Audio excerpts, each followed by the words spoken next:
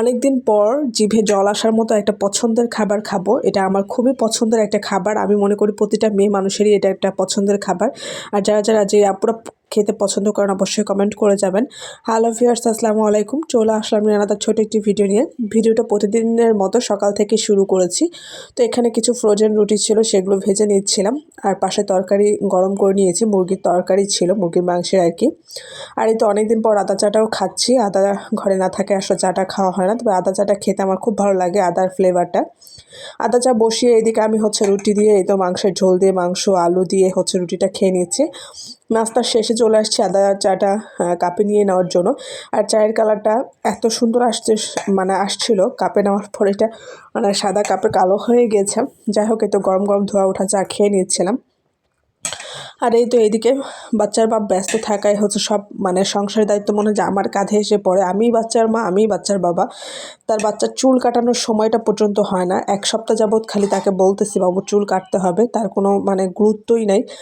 তো এই তো আমার ছেলেকে আজকে পটায় একটু হাঁটায় নিচ্ছিলাম, কারণ বাইরে বের হলে সে টোটালি হাঁটতে চায় না, সবসময় কোলে থাকে। তো দেখেন তার মাথার কি অবস্থা।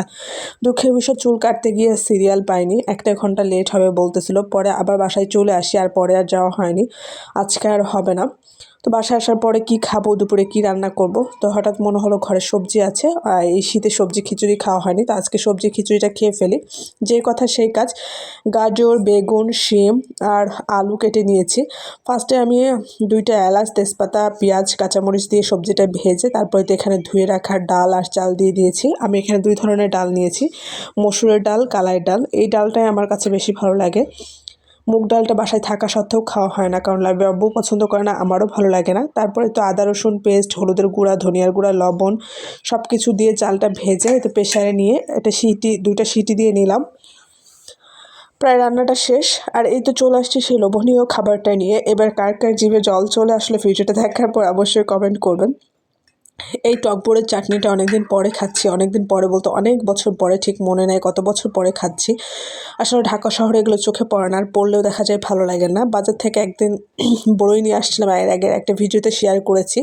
বড়ইগুলো কষ্টা ছিল, তো ফ্রিজে রেখেছিলাম চাটনি খাওয়ার জন্য। তো এই বাটনাটা নিয়ে আসার পরে আসলে বাটনাটা ভালো পড়ে নাই, যার কারণে খাওয়া হচ্ছিল না। তো ফাইনালি আজকে এই তো বাটনাটা ক্লিন করে চাটনিটা করে নিলাম। ধনিয়ার পাতা, কাঁচা মরিচ আর বড়ই। এখন এখানে অ্যাড করব বিট লবণ, সাথে কিছুটা চিনি। আর এটা ভয়েস দিতে গিয়ে আমার জিভে আবার জল চলে আসছে, কিন্তু এটা যে এত মজা হয়েছিল খেতে, কি বলবো, বলার বাহিরে। কোন কোন আপুরা এই বড়ই চাটনি খেতে পছন্দ করেন অবশ্যই কমেন্ট করে যাবেন। আর কার কার জিভে জল চলে আসছে সেটাও কমেন্ট করবেন এই ভিডিও দেখার পরে।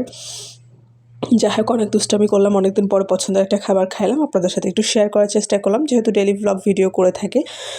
সবাই ভালো থাকবেন, দেখা হবে নতুন কোনো ভিডিওতে। আল্লাহ হাফেজ।